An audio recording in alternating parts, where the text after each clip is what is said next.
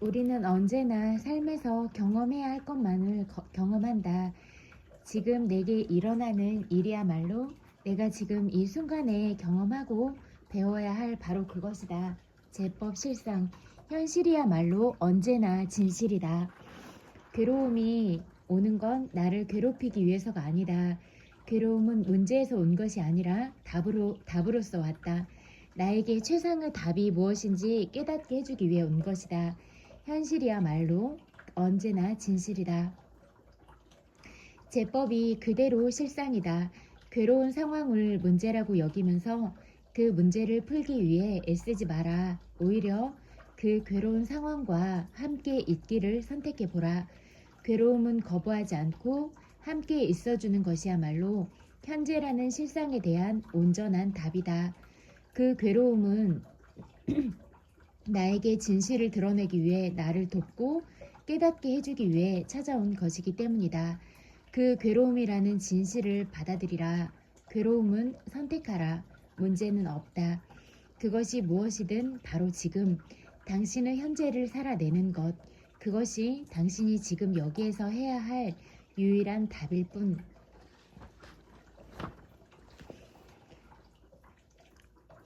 우린 그 무엇보다 더 우월하지도 열등하지도 않다. 일체가 하나인 곳에 우월과 열등은 없지 않은가. 더 못난 슬픔뿐 아니라 더 잘난 기쁨도 환상이다. 비교를 넘어선 곳에 하나임의 여여한 진실이 있다. 우리는 누구나 남들보다 더 우월하고 행복하기를 바란다. 사람들이 느끼는 행복이란 사실 남들보다 더 행복한 것일 뿐, 이것이 행복이다라고 할 만한 정해진 기준은 없다. 그래서 최악의 괴로움을 느끼는 사람들도 남들도 이만큼 괴롭다는 말에서 큰 위안을 받는다고 한다. 반면 최상의 풍요를 누리는 사람도 나보다 더 많은 것을 가진 자 앞에서는 결핍을 느낀다. 우월과 열등이라는 것은 비교에서 오는 관념일 뿐 정해진 실체가 아니다. 사실 우리 모두는 전혀 둘로 나눌 수 없는 전체로서의 하나다. 너, 나라는 것도 하나의 개념이며 부자와 가난, 옳고 그름이라는 개념들이 모두 상대적으로만 존재한다. 부자가 있어야 가난이 있기에 부자가 없으면 가난도 없다. 즉, 이 두 개념은 곧 하나임을 의미한다.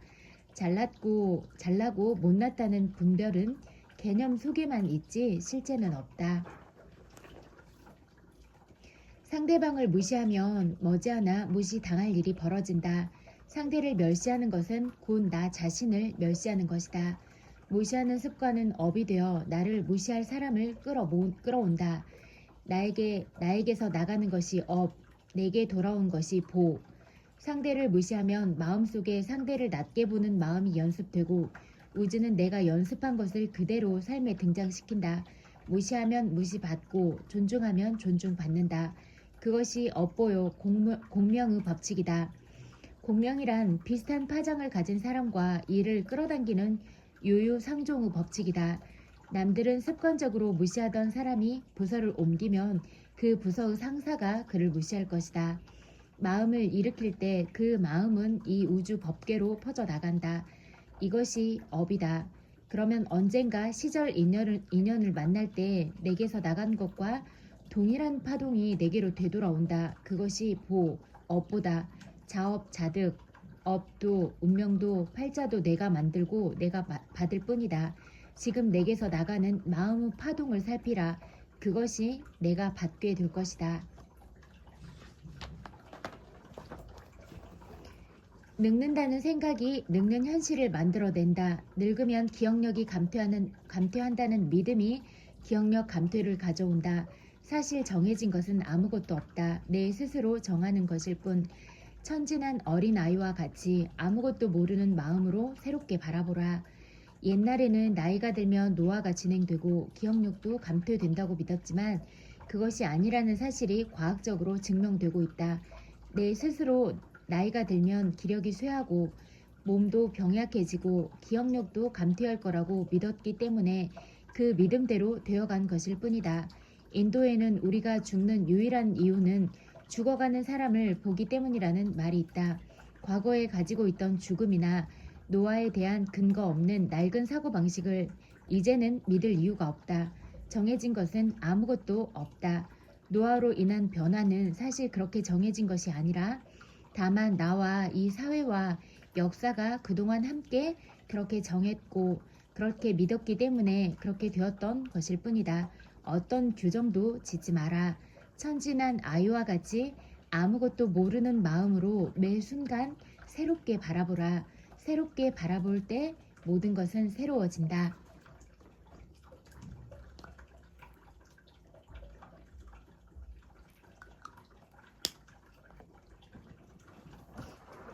형사법 사례형 해설.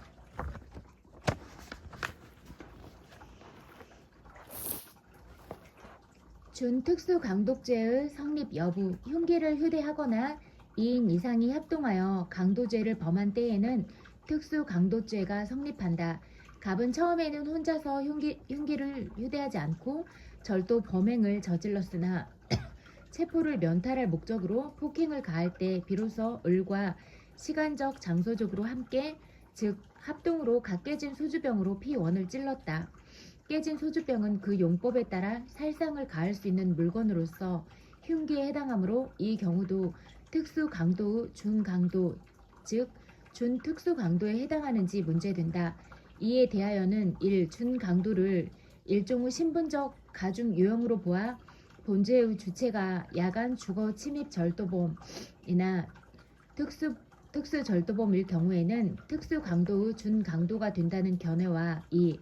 특수강도에 해당하는지 여부는 절도 가중 사유 유무에 따라 결정되는 것이 아니라 폭행, 협박의 태양에 따라서 판단해야 하므로 폭행, 협박을 가할 때 야간 주거 침입이거나 흉기를 휴대하거나 합동한 때 특수강도의 준강도가 성립한다는 견해 통설이 대립된다. 판례는 이의 견해와 같은 취지인데 관련 판례 타당하다고 할 것이다. 형법 제335조는 준강도의 처벌에 있어 전 2조의 예에 의한다고 규정하고 있는데 이는 처벌에 있어서는 강도죄와 같을 뿐만 아니라 강도상해, 치상죄, 강도살인, 치사죄 및 강도강간죄의 규정도 적용된다는 취지이다. 본 사례의 경우 갑의 행위는 준특수강도죄에 해당한다.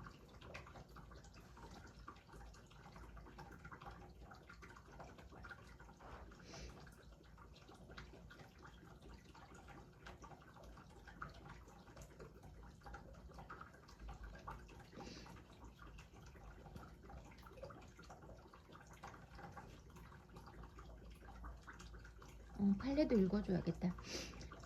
대법원 전원 합의체 판결 준강도에 관한 형법 제355조를 보면 형법 제333조와 형법 제334조 예에 의한다고 규정하고 있는 바 강도죄와 같이 보여줄 수 있는 실질적 위법성을 지니게 됨에 비추어 이를 엄벌하기 위한 취지로 규정되어 있는 것이며 강도죄에 있어서의 재물 탈취의 수단인 폭행 또는 협박의 유형을 흉기를 휴대하고 있는 경우와 그렇지 않은 경우로 나누어 흉기를 휴대하고 있는 경우를 특수 강도로 하고 그렇지 않은 경우를 단순 강도로 하여 처벌을 달리하고 있음에 비추어 보면 절도 범인이 처음에는 흉기를 휴대하지 아니하였으나 체포를 면탈할 목적으로 폭행 또는 협박을 가할 때 비로소 흉기를 휴대 사용하게 된 경우에는 형법 제334조 예에 의한 준강도, 특수강도의 준강도가 되는 것으로 해석하여야 할 것이다. 이렇게 하고 여기까지 읽으면 될 것 같아. 강도 상해죄의 성립 여부. 강도 기회에 사람을 상해한 때에는 강도 상해죄가 성립한다. 강도 상해죄는 강도죄와 상해죄의 결합범으로 상해의 고의가 인정되어야 한다. 상해의 고의가 없고 과실이 있는 때에는 결과적 가중범인 강도 치상죄가 성립한다. 갑은 깨진 소주병으로 피원의 얼굴을 찔렀는데 이런 행위는 열상을 당연히 예상할 수 있으므로 상해의 고의가 인정된다. 따라서 갑에 대하여는 강도 상해죄가 성립한다. 한편 위험한 물건을 휴대하여 상해를 가하였으므로 특수상해죄에 해당하지만 이는 강도 상해죄에 흡수된다. 2. 특수공무집행 방해치상죄의 성립 여부. 직무를 집행하는 공무원에 대하여 폭행 또는 협박을 한 때에는 공무집행 방해죄가 성립한다. 그리고 위험한 물건을 휴대하여 공무집행을 방해한 때에는 특수공무집행 방해죄에 해당되어 공무집행 방해죄에서 정한 형 5년 이하의 징역 또는 1,000만 원 이하의 벌금의 2분의 1까지 가중된다. 형법 제144조 제1항. 본 사례의 P1은 정복을 입고 순찰하다가 절도범인 갑을 현행 범인으로 체포하기 위하여 추적하는 중이었으므로 정당한 직무를 집행 중인 공무원에 해당하고, 갑은 을과 함께 위험한 물건이 깨진 소주병으로 P1의 얼굴을 찔렀으므로 갑의 행위는 특수공무집행 방해죄에 해당한다. 나아가 갑은 특수공무집행 방해죄를 범하여 P1에게 전치 4주간의 안면부 열상을 가하였는데 중한 결과인 상해에 대하여 고의가 인정된다. 이 경우 중한 결과에 대하여 과실이 인정되는 경우에 성립하는 결과적 가중범인 특수공무집행 방해치상죄가 성립하는지 문제된다. 특수공무집행 치상죄 형법 제144조 제2항 전문 3년 이상의 유기징역. 그 법정형이 특수상해죄 1년 이상 10년 이하의 징역보다 무거우므로 상해의 고의가 있는 경우에도 성립하는 부진정 결과적 가중범이라고 할 것이다. 이때 특수공무집행 방해치상죄와 특수상해죄와의 관계가 문제된다. 1. 두 죄가 각 성립하고 상상적 경합관계라는 견해와 2. 특수공무집행 방해치상죄만 성립하고 따로 특수상해죄는 성립하지 않는다는 견해의 대립이 있다. 판례는 본 사례와 같은 사안에서 고의범에 대하여 더 무겁게 처벌하는 규정이 없는 경우에는 결과적 가중범이 고의범에 대하여 특별 관계에 있다고 해석되므로 결과적 가중범만 성립하고 이와 법조 경합의 관계에 있는 고의범에 대하여는 별도로 죄를 구성한다고 볼 수 없다고 판시하여 특수공무집행 방해치상죄만 성립한다는 입장이다.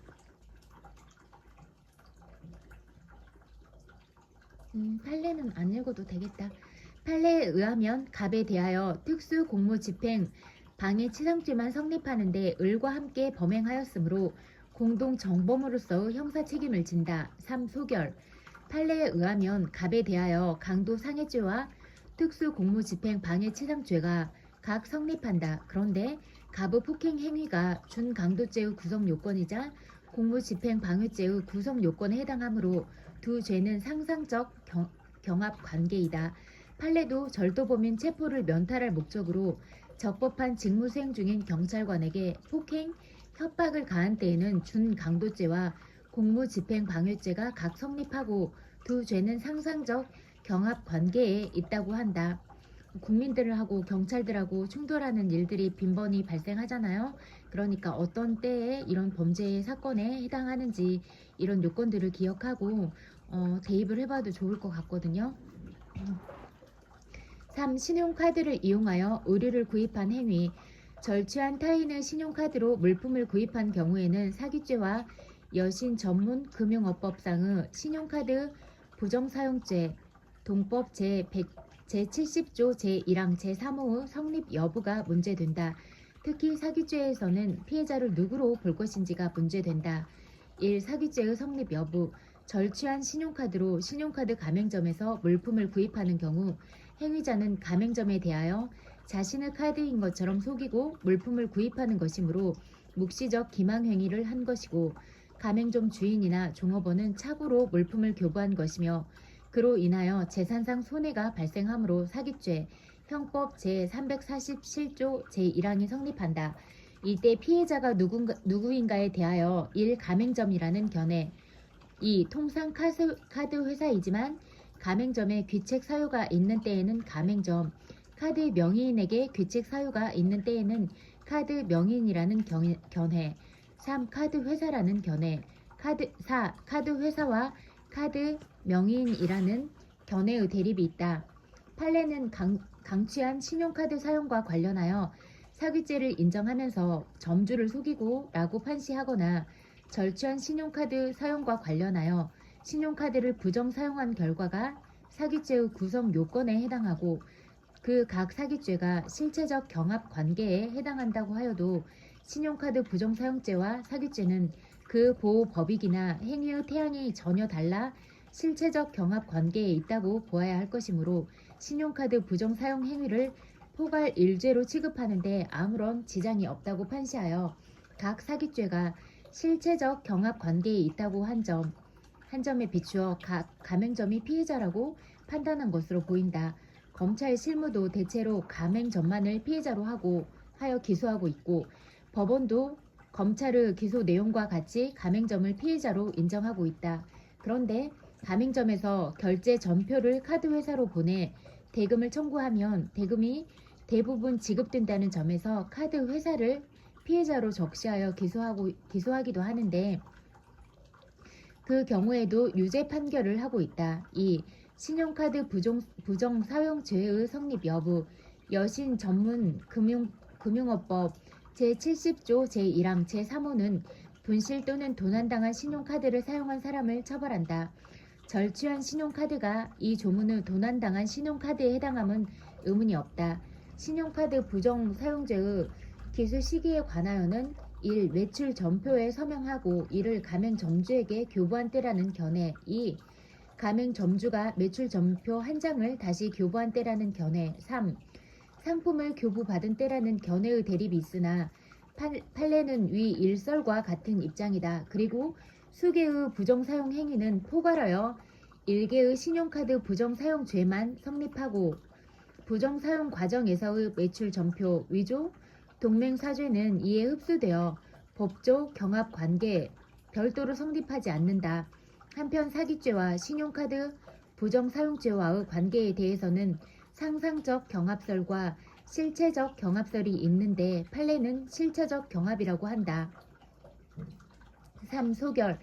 갑이 A로부터 절취한 신용카드로 의류가게에서 50만원 상당의 의류를 구입한 행위는 의류가게 업주에 대한 사기죄, 형법 제347조 제1항, 여신 전문 금융업법 위반죄, 동법 제70조 제1항 제3호에 각 해당하고 두 죄는 실체적 경합 관계이다. 4. 현금 카드로 현금 지급기에서 현금을 인출한 행위. 1. 문제 제기. 절취한 현금 카드를 이용하여 현금 자동 지급기에서 현금을 인출한 행위가 어떤 범죄에 해당하는지가 문제된다. 먼저 사기죄. 형법 제347조 제1항의 성부가 문제된다. 사기죄는 사람을 기망하여 그 기망으로 착오에 빠진 사람의 처분 행위에 의하여 재물을 교부받거나 재산상 이득을 취하는 범죄인데 현금 자동 지급기는 기계일 뿐 사람이 아니므로 사람에 대한 기망이 없고 나아가 사람의 처분 행위도 없으므로 사기죄를 구성하지 않는다. 그리고 현금 자동 지급기는 현금 카드와 비밀번호를 이용하여 현금 서비스 또는 예금 인출로 현금을 제공하는 기계이지 대가를 지급할 요건으로 작동하는 기계가 아니므로 편의시설 부정사용죄 형법 제348조 2에도 해당하지 않는다. 따라서 절도죄 또는 컴퓨터 등 사용 사기죄가 성립하는지 이 여신 전문 금융업법상의 신용카드 부정사용죄가 성립하는지를 검토한다. 2. 컴퓨터 등 사용 사기죄 또는 절도죄의 성립 여부. 컴퓨터 등 사용 사기죄는 컴퓨터 등 정보 처리 장치에 허위의 정보 또는 부정한 명령을 입력하거나 권한 없이 정보를 입력 변경하여 정보 처리를 하게 함으로써 재산상의 이득을 취득하거나 제3자에게 취득하게 하는 경우에 성립하는 범죄이다. 형법 제347조 2. 현금 자동 지급기는 컴퓨터 등 정보 처리 장치에 해당한다. 타인 명의의 신용카드나 현금카드 비밀번호를 입력하는 것은 허위의 정보나 부정한 명령을 입력하는 것은 아니지만 권한 없이 정보를 입력하는 경우에 해당한다. 그러나 컴퓨터 등 사용 사기죄는 재산상 이익을 객체로 하고 있는데 현금 자동 지급기에서 인출되는 현금은 재물이라는 점에서 컴퓨터 등 사용 사기죄가 성립하는지 절도죄가 성립하는지에 관하여 견해의 대립이 있다. 1. 절도죄가 성립한다는 견해는 컴퓨터 등 사용 사기죄는 재산상 이익만을 객체로 하고 있으므로 현금 인출은 위 제에 해당하지 않고 현금 자동 지급기 소유자나 관리자의 점유를 침해하고 재물을 취득하는 것이므로 절도죄가 성립한다고 한다. 2. 컴퓨터 등 사용 사기죄가 성립한다는 견해는 위 죄에 정보 무권한 사용을 포함시킨 것은 타인의 신용카드로 현금 자동 지급기에서 현금을 인출하는 행위를 처벌하기 위하여 형법 개정을 통하여 추가한 것이라는 입법 경위와 재물은 재산상 이익과 대립되는 개념이지만 동시에 재산상 이익의 특별 규정이므로 재물에 대한 사기죄가 성립하지 않는 경우에는 재산상 이익을 취득한 경우로 해석할 수 있다고 한다. 이 견해는 컴퓨터 등 사용 사기죄는 절도죄와 택일 관계에 있다고 한다. 판례는 절도죄가 성립한다고 한다. 신용카드 부정사용죄의 성립 여부. 여신 전문 금융업법상의 신용카드 부정사용이란 도난 또는 분실된 신용카드를 신용카드 본래의 용법에 따라 사용하는 것을 말한다. 여신 전문 금융업법은 신용카드업의 업무로서 신용카드 이용과 관련된 대금의 결제 이외에도 신용카드 회원에 대한 현금 서비스 등 자금의 융통도 부대 업무로 규정하고 있다. 따라서 신용카드를 이용하여 현금 서비스를 받는 행위는 여신 전문 금융업법상의 신용카드 부정 사용에 해당한다. 그런데 신용카드업법이 폐지되고 개정된 현행 여신 전문 금융업법은 현금카드 기능을 신용카드 기능에서 제외하고 있으므로 현행 법상으로는 현금카드로 예금을 인출하는 행위는 여신 전문 금융업법상 신용카드 부정 사용죄에 해당하지 않는다. 판례도 같은 취지이다. 사소결 판례에 의하면 갑이 A의 현금카드로 현금을 인출한 행위는 절도죄에 해당한다. 절취한 신용카드 현금카드 비밀번호 입력과 사전 자기등록 변작죄 성립 여부. 갑이 현금 자동 지급기에 A의 현금카드 비밀번호를 입력하는 등 현금 자동 지급기를 조작하여 현금 100만 원을 인출한 행위가 사전 자기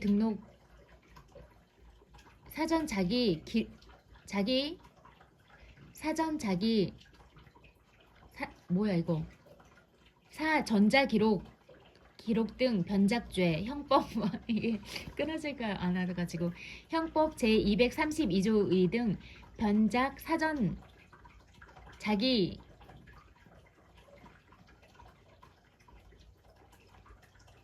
사전자 기록 등 행사 어려워 이거 행사법 형법 제234조에 해당하는지 문제된다. 결론적으로 두 죄가 성립하지만 이 점에 관하여 우리나라에서는 거의 논의가 되고 있지 않을 뿐 아니라 검찰에서도 기소하지 않고 이에 관하여 언급한 판례도 없으므로 본문이 아닌 관련 쟁점 부분에서 언급하기로 한다. 생각건대 절취한 A의 현금카드를 사용하여 A의 비밀번호를 입력한 것에 지나지 않으므로 사전자 기록 등 변작죄, 사전자 기록 등 변작죄에서의 변작에 해당하지 않는다는 견해도 있을 수 있으나 권한 없이 A 본인이 현금 100만 원을 인출하였다는 허위 내용의 전자 기록을 만들어 은행의 예금 파일을 변경한 점에서 변작에 해당한다고 보아야 할 것이다. 그리고 사무처리를 그르치게 할 목적도 인정되므로 사전자기 등록 변작죄가 성립한다. 나아가 이를 은행의 사무처리에 사용할 수 있는 상태에 두었으므로 변작 사전 자기 등록 행사죄도 성립한다. 영어가 너무 길어. 두 죄는 실체적 경합관계이다. 이때 현금을 인출한 절도죄와의 관계가 문제된다. 절도죄와 사전 자기 등록 변작죄, 절도죄와 변작 사전 자기 등록 변작 사전 자기 기록 등 행사죄는 변작죄, 행사죄는 각 상징적 상상적 경합 관계이고 사전 자기 등록 변작죄와 변작 사전 변작 사전자 기록 등 행사죄는 실체적 경합 관계이다. 그런데 사전자 기록 등 변작죄와 변작 사전자 기록 등 행사죄가 절도죄와 연결되어 세 개의 범죄가 상상적 경합 관계가 되는 이른바 연결 효과에 의한 상상적 경험이 되는 것이 아닌지 문제된다. 연결 효과에 의한 상상적 경합에 대하여는 1. 이중 평가를 막기 위하여 이를 인정해야 한다는 긍정설. 2. 서로 다른 두 개의 행위가 제3의 행위에 의하여 한 개가 될 수는 없으므로 이를 인정할 수 없다는 부정설. 3. 연결하는 제3의 범죄의 형이 연결되는 다른 독립된 범죄의 형보다 중하거나 같은 경우에는 이를 인정하고 가벼운 경우에는 중한 각 죄와 실체적 경합 관계에 있다는 제한 긍정설, 통설이 대립된다. 판례는 이를 인정하고 있다. 판례의 입장을 따르면 세 개의 범죄가 상상적 경합 관계가 되어 그중 가장 중한 절도죄의 정한 형으로 처벌하게 된다. 용어가 어려워가지고. 5. 설문의 해결. 갑에 대하여는 강도상해죄, 특수 공무집행, 방해치상죄의 공동정범, 사기죄, 여신 전문 금융업법 위반죄, 절도죄가 각 성립한다. 이때 강도상해죄와 특수공무집행 방지치상죄는 상상적 경합관계, 형법 제40조, 그 밖의 각 죄는 실체적 경합관계, 형법 제37조, 제38조에 있다. 제2문 을의 형사책임 1. 강도상해죄의 성립 여부 1. 문제제기. 을은 갑의 절도 행위에는 가담하지 않았고 갑을 추적 중인 P1에게 갑이 체포당하지 않도록 하기 위하여 깨진 소주병으로 P1을 찔렀다. 이처럼 절도범이 아닌 자가 절도범의 준강도 범행 중 일부인 폭행에 가담하는 경우 준강도죄가 성립하는지 문제된다. 이는 준강도죄의 성질을 어떻게 볼 것인가 하는 문제와 밀접하게 연결되어 있다. 앞서 살펴본 대로 준강도죄는 절도와 폭행, 협박의 결합법적 성격을 가진 범죄라고 할 것이므로 을에 대하여 생계적 공동정범이 성립하는가를 검토하면 될 것이다. 응용해서 이렇게 대입해보면 될 것 같아요. 어떤 사건에 대해서.